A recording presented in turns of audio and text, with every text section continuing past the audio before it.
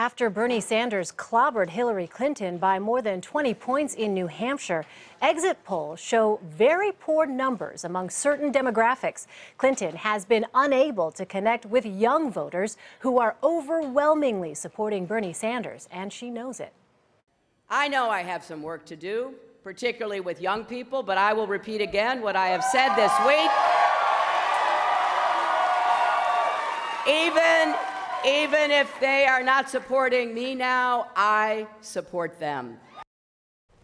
CBS News Elections Director Anthony Salvanto and Liz Plank, Senior Correspondent for Mike News, are both with me. Thank you so much for being with us. Thanks, Elaine. I just want to start off, Anthony, with you and look at the data. What is it that the exit polls showed when it comes to younger voters and even when you look further and women voters? Yeah, well, young voters went overwhelmingly for Bernie Sanders. We kind of expected that going in. We knew that from the pre-election polls. But one of the things I think the Clinton campaign had clearly hoped for was at least to win, if not to have a closer margin among women voters. And she lost them to Bernie Sanders, too. You know, I think what stood out to me from the exit poll is that this wasn't so much a gender issue as it was an economic issue. You know, only 13% of women said that they felt like they were getting ahead. And, you know, as many pollsters like to say, you know, economic issues are everybody's, both men's and women's issues. And so when you find numbers that low, it may not be surprising that people then go out and hear what they believed was a very economically themed message about inequality, about how the economy works, and went for Sanders. Liz, I know you just came back from New Hampshire. You were on the ground talking to voters, and female voters in particular. What is it that they told you? Well, I found a lot of support for Hillary, actually. We went to one polling station, and the Hillary supporters were actually the loudest and most present. Very diverse crowd. There was one 68-year-old woman, but she was surrounded by actually young men and women in their 20s. But yeah, you do still find people who may feel like she's untrustworthy, right, or not authentic enough. And I think that some of those criticisms are actually really gendered. And I think it's not just men saying this; it's women too, because we're all part of this culture where maybe it is harder to find a female candidate trustworthy or authentic, these very subjective terms, because we've never had one before. So is it a case of policy? Is it a case of gut feeling? What did you find when you actually spoke with these voters? I think it was both. And you know, she in her speech, she says young people. She didn't say young women, and that is true. When you look at this specific exit poll, yes, there's an overwhelming support when it comes to young women for Sanders, but we don't have national polls yet. This is largely a narrative that are talking about in the media, but there isn't substantiated by any real polls. So I'm excited to see more data come out from different states, and I think it'll look very different. But yeah, and coming back to the economic issues, young people tend to support this kind of Wall Street reform. I mean, the things that Bernie Sanders is talking about,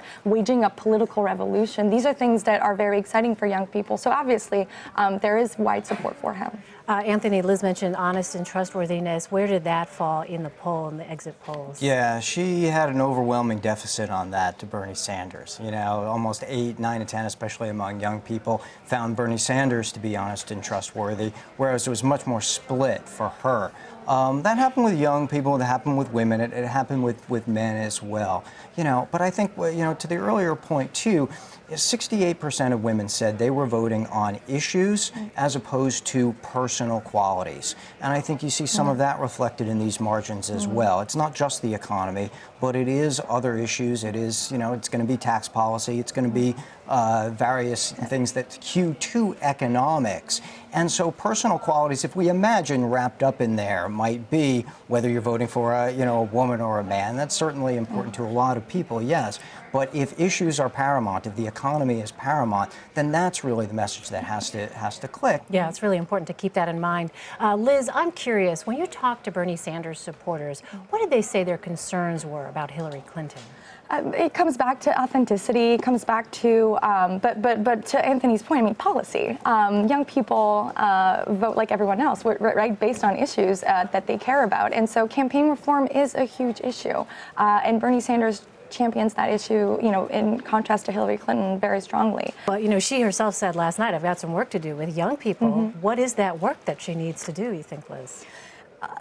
you know, reaching out, doing what she's already doing, which is, you know, the work on the ground. She may be going through a staff shakeup on the digital side. We'll have to see what pans out there. But I think she just needs to allow herself to be herself.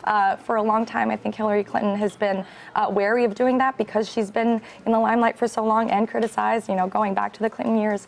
And so I hope to see her be, you know, the authentic self that I think she truly wants to be. But I would also like to see everyone accept that too, and for her not to fear that. I would add this, though. We talk about young folks and the economic troubles they're having. We do see, though, greater optimism, and they hold out optimism. Yeah. And 30% of young women said that they believe life for the next generation will get better. That's much higher than the 17% of older women who said that they believed that. So there is still that optimism. There is still that spark. We shouldn't go all negative and say it's all bleak.